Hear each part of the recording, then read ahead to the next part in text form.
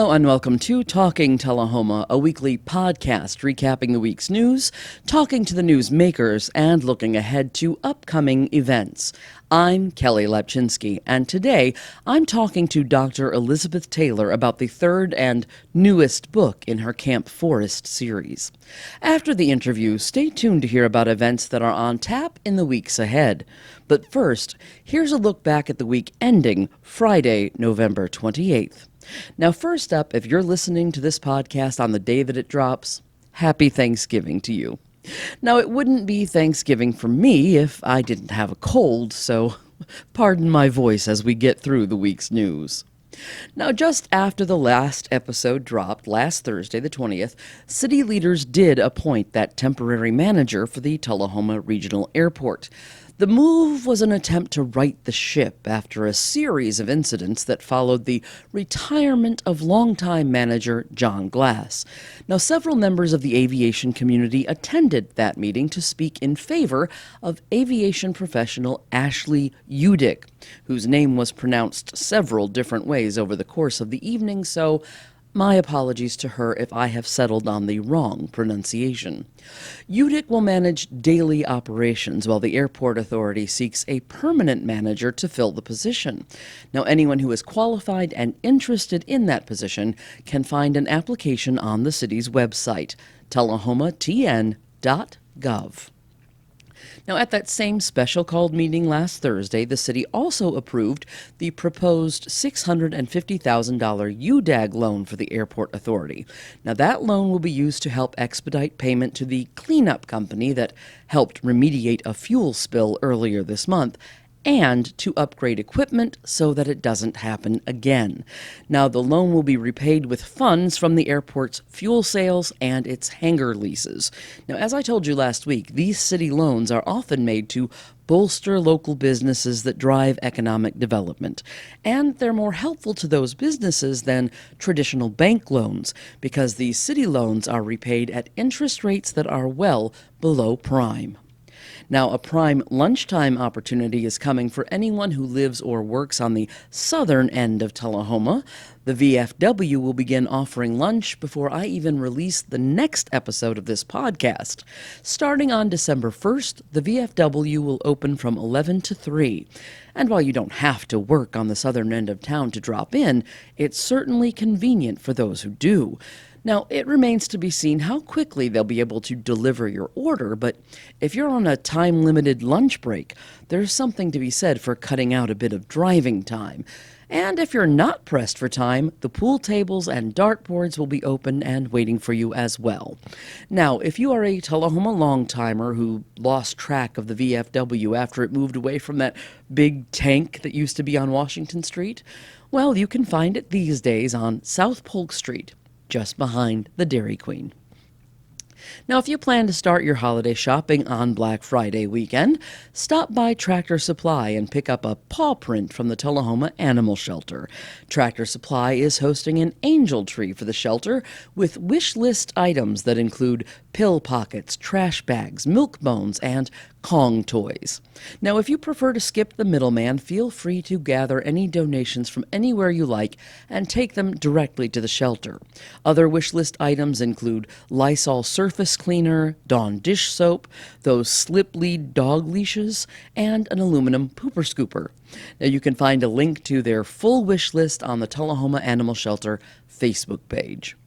And while you're shopping for dog toys, you might as well consider picking up a child's toy as well. The Tullahoma Fire Department is accepting toy donations all week long for distribution to families in need this Christmas. So if you're out and about on, say, Black Friday, Small Business Saturday, or Giving Tuesday, you can drop off your gift at the fire hall on South Jackson. Just avoid Secondhand Sunday. All toys must be new in the box.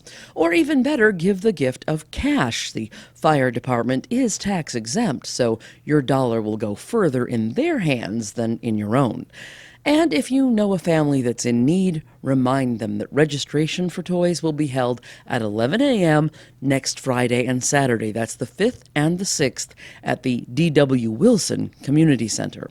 Children up to age 14 are eligible to benefit. Now, This Christmas, first responders across the county are preparing to make Christmas special for hundreds of area children, including those in Tullahoma. But during the Christmas of 1942, Tullahoma was preparing thousands of soldiers to fight a war. Now, on Christmas night of that year, Company E of the 318th Infantry gathered for roast Vermont turkey with dressing and giblet gravy, cranberry sauce, whipped potatoes, and candied sweet potatoes, green garden peas, garden fresh green beans, and baked golden bantam corn. And all of it was served with home-style bread, followed by New England-style pumpkin pie. Now, Company C had a slightly different menu with Idaho turkey, Southern corn custard, Parker House rolls, and old-fashioned pumpkin pie. But overall, the Camp Forrest Christmas meal sounds a lot like our Thanksgiving feast this week. And before this week is out, you can learn a lot more about life at one of the Army's largest training bases in the country during World War II. Now, despite the popularity of the Second World War as a focus of study for historians, Camp Forrest's role in that war has only been deeply studied in the last 20 years or so. Until recently, our local historians, like Dr. Michael Bradley, have been more keen to concentrate on Civil War campaigns that involved Tullahoma. So it happened that one of the foremost authorities on Camp Forrest isn't a local historian at all. Dr. Elizabeth Taylor had never even heard of the training and POW camps that were located here in Tullahoma until a random conversation 16 years ago set her on a path that reshaped her entire life. Since then, Dr. Taylor has become the primary historian for Camp Forrest, even though she isn't even from Tullahoma. In fact, she's not even from Tennessee. No, I'm not. I actually reside south of Atlanta. I commute typically about once a month, 3.5 hours, to do research and interviews on Camp Forrest. I don't have a lot of strong military ties, short of my grandfather's in World War II. That's about the extent of it. Short of showing horses in Shelbyville many, many moons ago. I've never been to Tennessee other than that. So how did you hear about Camp Forrest for the very first time? I worked in university administration for 30 years, and I had a dear friend of mine start telling me about prisoners of war during World War II and how they were brought to the States. And for all the decades I was in college, I had never heard this, and so I thought he was pulling my leg, and he said, no, check out Camp Forrest. My mother-in-law worked there. It's pretty interesting. And my OCD went into hyper overdrive, and 16 years later I'm still researching and writing and having a wonderful time. Yeah, I think when you say your OCD went into overdrive, you are understating it just a little bit. This is the third book on Camp Forrest, which you had not even heard of before. You've researched it enough that you went back to college to study history, which was not your major previously. Correct. And then you've created a whole Camp Forrest foundation with what you have learned. What was it about this that attracted you so much? I don't know of any one element of it. I usually tell people the universe must have picked me to make sure this history didn't get lost to time. For something so massive. I mean, the fifth largest city in Tennessee, on 85,000 acres. Yeah. In 1946, for it to just vanish. I understand people were ready to move on, but it just fell to the wayside. And when you say vanish, we're not talking about insignificant numbers, because the population of Tullahoma before Camp Forrest, I think, if I'm remembering correctly, was about 4,500. Then comes Camp Forrest, and it's all of a sudden 75,000. Oh, it was a hub of activity. Yes, 75,000, and that didn't include the soldiers on base. That's just routinely people, families that came to be with their husbands on base as well. The infrastructure, the federal government came in and helped with housing and some of the utilities of Tullahoma so that it could support that massive amount of people. You know, it's funny, one of the things, and I realize that you don't live here in Tullahoma, and so you don't hear this, but one of the things that's been a big subject here in Tullahoma is growth, and people who are very much against growth. And if you think about it, all those years ago, that was like 4 times the amount of people living here that live here now. That's amazing to think about. It certainly is, and no one was unhappy about it. It was the tail end of the Depression, and so citizens saw it as an opportunity to help with the war effort, be patriotic, but also earn money for themselves. Families may have taken a house with 6 rooms, and they moved the family into one and rented the other 5 out to construction workers or to families that came to Tullahoma. How do 75,000 residences, I mean, maybe that's probably half that, that's many people, there's multiple people in one home, but how did that many homes just disappear, a city that size? When it was decommissioned and dismantled, they did have civilians come in a lot of the apartment complexes, but just over time, growth and renovation gave way and new things were built. So now, once your interest in Camp Forrest was piqued, and all of this stuff has basically been moved on and forgotten enough to the point you go, no, that can't even be true. How do you not then start finding and collecting these documents and these informations that are the basis for your book? A lot of people reached out with their personal family collections. Wealth of information is at the National Archives in Washington, D.C. While they're still processing a lot of it, even 80 years later, these wonderful images that can take us back to that time, showing how these soldiers trained to go overseas.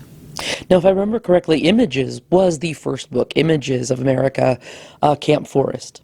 And then it was Voices of America. So this one, Camp Forrest and its legacy, what is the difference with this third book?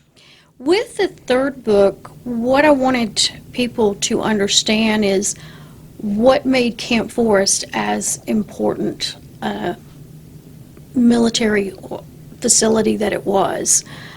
Looking at the people, the leaders that were there, the leaders that pushed for it to be here, looking at the combat units that were here. I think a lot of people don't realize the vast numbers that not only trained at Camp Forrest, but also with the Tennessee maneuvers, which was a major deal. They were the war simulations that trained soldiers before they were shipped overseas. And Tennessee had the largest number with 7. Okay. And why was the push for it to be here? Is it the equidistance between Nashville and Chattanooga? Was it something else? That played a role, certainly the rail line, the central location, the fact that you didn't have an urban area. You can't really fight a war here without people getting mad if you're, walking on their homes in such a clustered fashion. But it also resembled the terrain of the European front. Now, when we talked about all these things you've collected, and of course they're in your books, but the books are also accompanied now by a whole museum. I don't know if it's a traveling museum now. I know at one time it was hosted at the Fine Arts Center. I'm sure it's probably not there anymore. That's had its own set of troubles. Yes. So is this a traveling museum now?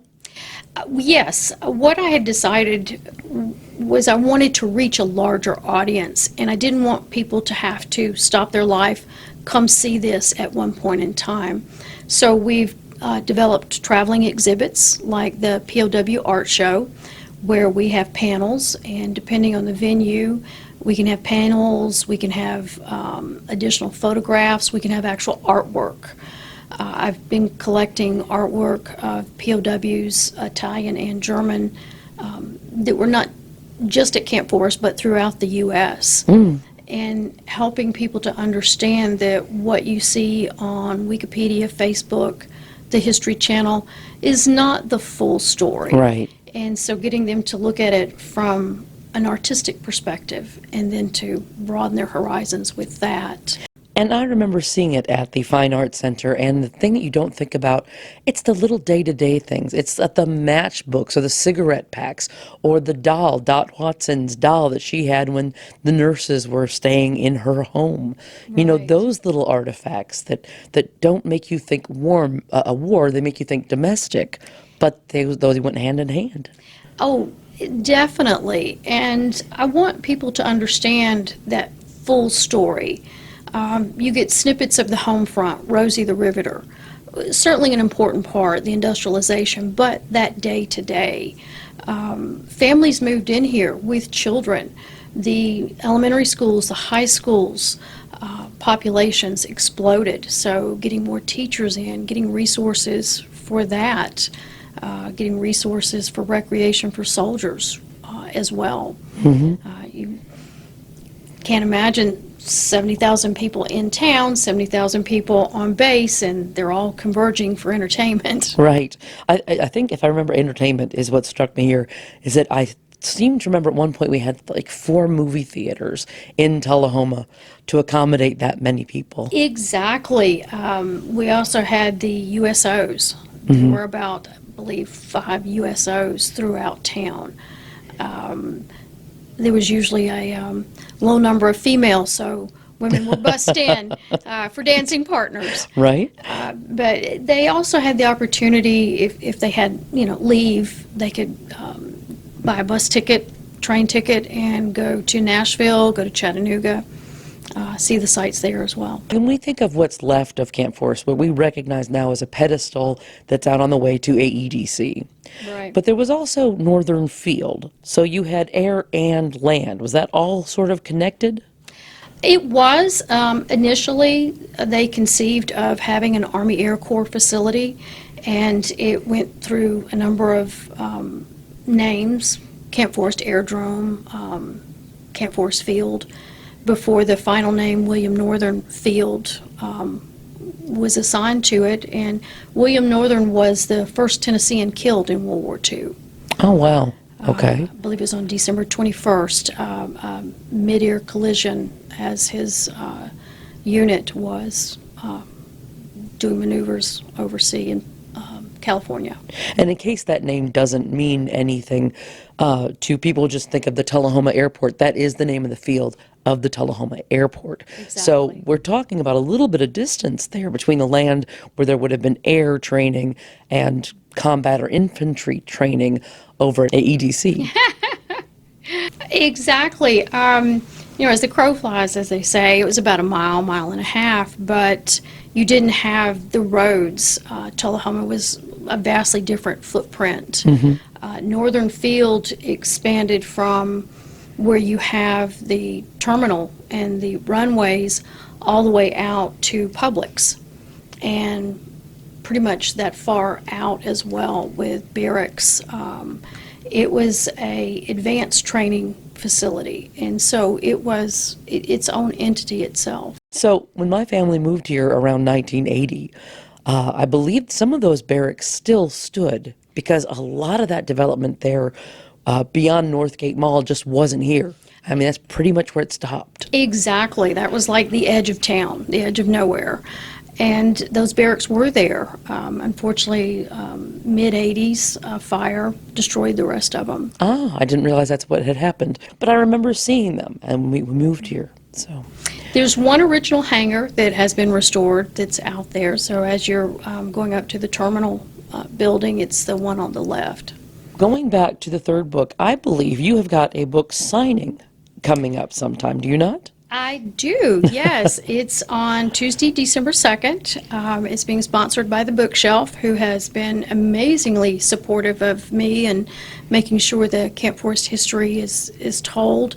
It's going to be from 10 to 2 at the American Legion, and then from 4:30 to 6 at the Bookshelf itself. And for people who, for whatever reason, still don't know where the Bookshelf is, you can basically walk between those two things. They're both right there on Atlantic Street. The American Legion is, I think it's right next to the seafood place. Oh, gosh, yes. And then you just cross Lincoln Street, yeah.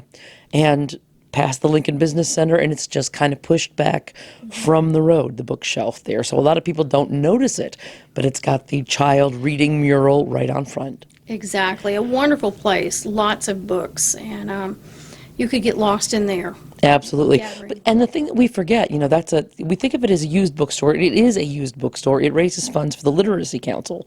But new books like yours, they are very, very supportive of our local authors. Oh, very much so. And there are also several fiction Camp Forrest books that they also carry if you don't like reading pictures or Oh, right. words. But the historical fiction, they have a few of those as well. Now, what's next for you? Are you going to be working on a fourth book, do you think? Do you have another idea of more you want to do or more with the museum? I do. We are currently working to do a virtual museum where we can have artifacts that if 2 in the morning in your pajamas you want to go to a museum, you can. Oh, wow. I have people that contact me from Germany regularly wanting to know about their father or grandfather, to give them the opportunity to see stuff as well and to learn about Camp Forrest.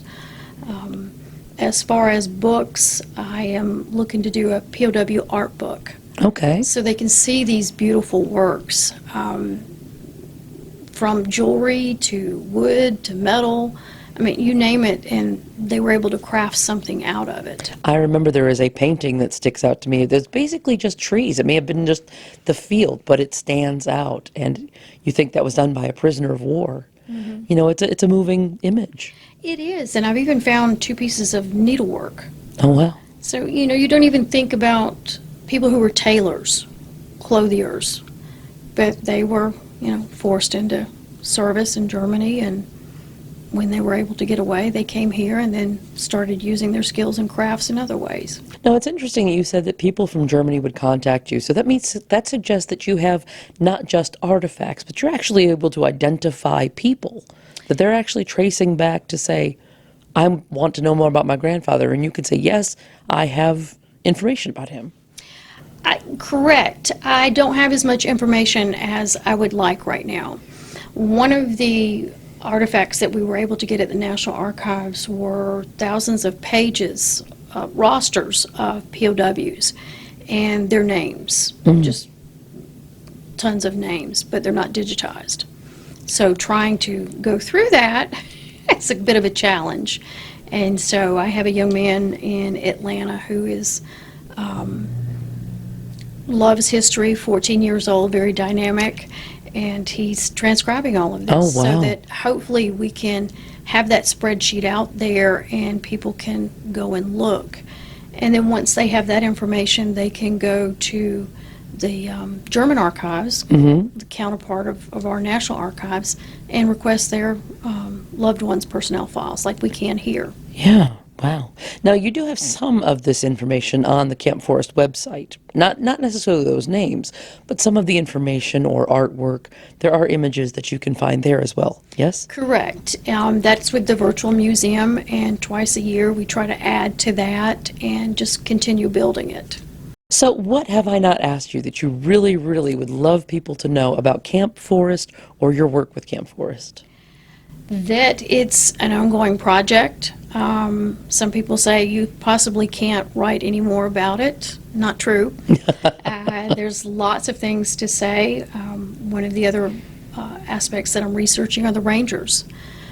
Camp Forrest was one of the first installations to build a model Nazi village and train soldiers in urban warfare, kind of what ours do now, but that was new skills, new technology, trying to make sure that we didn't send our boys overseas and they were using the same training that had been inefficient and ineffective before.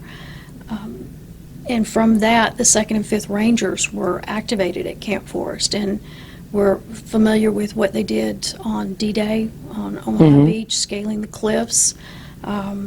They learned a lot of those cliff scaling skills just right here. Wow. A lot of our cliffs here. But nobody focuses on this piece of training. Right. So it's the first part of it. And yes, they got lots of other training, but what banded them together, what started that. Yeah.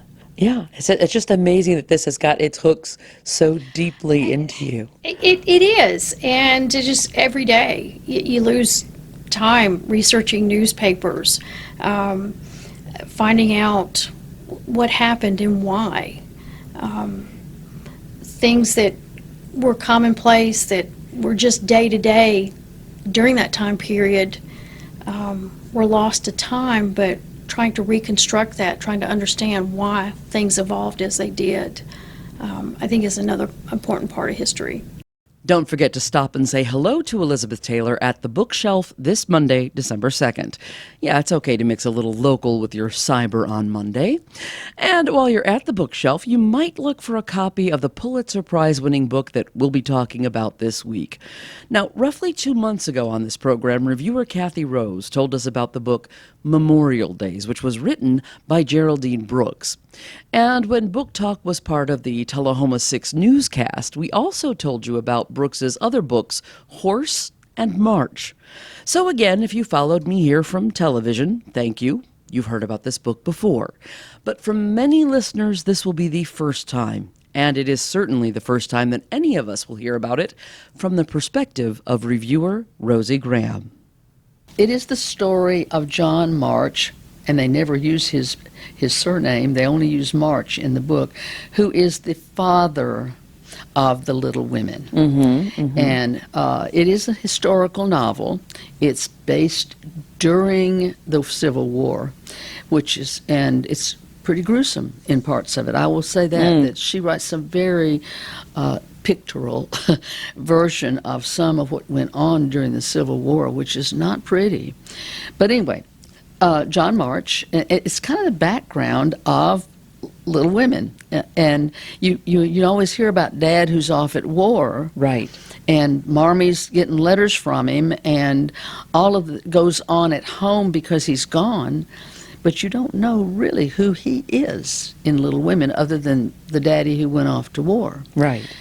So this book, and Geraldine Brooks, I'm sure, takes some liberties, but she bases it on Louisa May Alcott's father, Bronson Alcott. Okay. Who, so she kind of looks at him. She thinks Louisa May Alcott really wrote Little Women based upon her family and her.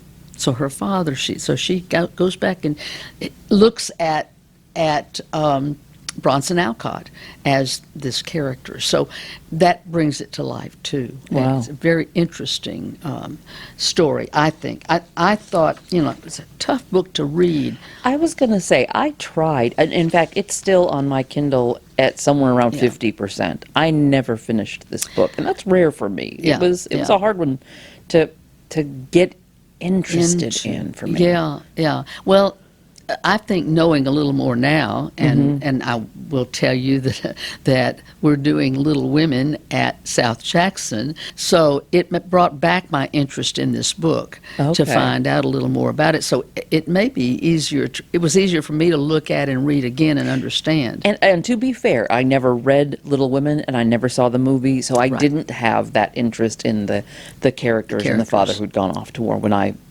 came to this book. Right. And I think Geraldine Brooks does a lot of writing about the Civil War. The book Horse that she wrote is steeped in the Civil War. So that era is a big one for her, to write about. But she has in-depth studied it. A little bit about March and the man. He starts out in the book as a peddler who's a young man before he's married and has children. He's a peddler, and he goes to the South. He goes down into the South, into Virginia, and peddles wares. But he makes quite a bit of money doing this. And he goes back to Concord, Massachusetts, and he meets his wife, who becomes Marmee in the Little Women series, and they are abolitionists, and they work with Henry David Thoreau and John Brown and those people that did the Underground Railroad, and he lost all of his money that way. Yeah, and he became a preacher. In about 1862, about the time the Civil War is really perking up, or going, he joins as a minister. He wants to go in and be a teacher, minister. he's an idealist. He is an idealist. So is Marmee, actually. They all are idealists. They want the best for everybody. They don't think this war, but he gets thrown into the throes of this war. The minister, the idealist, sort of fell out with me when he did a little more than lusting in his heart, let's say. Right. And I had a little, I couldn't care about the character. Right. Yeah, and he does. He does fall in love with another woman, but he never does anything about it. They just become pretty much friends. But there was a time in which I think that he was had some indiscretion. Yeah. Or at least this book implies that. Well, hopefully, if people put this on their nightstand and they don't get to it quickly enough, they'll get to come see you in Little Women. You are cast in that as well. When is this going up? Around Valentine's Day? It's going up a little after that. The last weekend in February, first weekend in, I think it ends the 1st of March. Okay. So the last. Perfect. So they can come see you at the end of February and then read March. In March. Rosie Graham will appear as the stern socialite Aunt March in South Jackson's musical version of Little Women early next year. Now, auditions were held in October, so the cast will have had 4 months of rehearsal by the time they open. Now, on the flip side, the show that I'm directing, Crimes of the Heart, will take the more traditional 6-week approach to rehearsals, starting in January. But of course, that's not a musical. So the result is we're all opening at about the same time. Crimes of the Heart will open 1 week ahead of Little Women, starting February 13th at the Manchester Arts Center. Now, of course, there is plenty to do between now and then, so with that, let's take a look at what else is happening. Stop by South Jackson on Thursday, December 4th to say hello to Tullahoma Parade Grand Marshals Lane and Evelyn Curley. A reception in their honor will be held outside on the patio stage as they prepare to light the South Jackson Christmas tree at 5:30. Inside, several smaller trees will be decorated for Christmas, so while you're there, be sure to step inside to view the trees of Christmas on display through December 7th. On Friday the 5th, floats will make their way down North Jackson Street starting at 7 o'clock as part of the 69th Annual Tullahoma Christmas Parade. The parade route starts at the Chamber office and ends at Tullahoma High School. The closer to the high school you get, the better for your little ones with noise sensitivities. The north end of the parade is a siren-free zone. And after the parade, drop by South Jackson for the annual Jingle Mingle. The doors will stay open until the very last person leaves. And on Saturday the 6th, have breakfast with Santa Claus at CD Stamps Community Center. The 2-hour event begins at 8:30 that morning, and admission and pancakes are free. After breakfast, stop by South Jackson again to enjoy the open-air Christ Kindle Market. The marketplace includes Christmas-themed gifts and goodies, a visit from Santa Claus, and a tour of the historic log cabin. Now, of course, you can also view the trees of Christmas while you're there for that event, and grab a snack from a visiting food truck. The event begins at 10 a.m. And if you're still in the Christmas spirit after visiting the market, you can head into Lynchburg for the annual downtown Yuletide celebration. The all-day event includes the annual lighting of the Jack Daniel Distillery barrel tree. On Sunday the 7th, stop by the Atlantic to check out the items on silent auction and to pick up a list of participating locations on this year's Tour of Homes. Tickets are $25 and you can purchase them with cash or check at any of this year's locations, like the Grand Lux Inn. But if you need to run a credit card, you'll need to do that at the Atlantic. The auction opens at 12:30, the doors of each home open at 1, and proceeds benefit the Tullahoma Daycare Center. The city of Manchester will bring ice skating back to Coffee County this holiday season. The ice skating rink will return to the Manchester Recreation Center on December 12th. Entry for the rink will be $5 for a 1-hour session, and your skate rental is included. Now, while you're at the rec center, be sure to check out their annual Trees of Christmas. The Tullahoma Civic Choir returns to Grace Baptist again this year for the annual Christmas concert. The music starts at 6 o'clock on Saturday the 13th, but you'll want to get there early to claim a spot because seating is limited. The choir is 70 voices strong, and the concert is free. And that's what's happening. Thank you so much for joining me for this edition of Talking Tullahoma. If you've got a story or an event that you'd like to share on the podcast, call and leave me a message at 571-7186 or email news@lighttube.net. I'll be back soon with more of what makes Tullahoma tick. Until then, you can listen to Talking Tullahoma on Spotify, Apple Podcasts, and Amazon Music. New episodes drop on Thursdays. Please like and subscribe. For the video version, follow us on YouTube. Just search for TUA LightTube. I'm Kelly Lepchinsky. Catch you next week.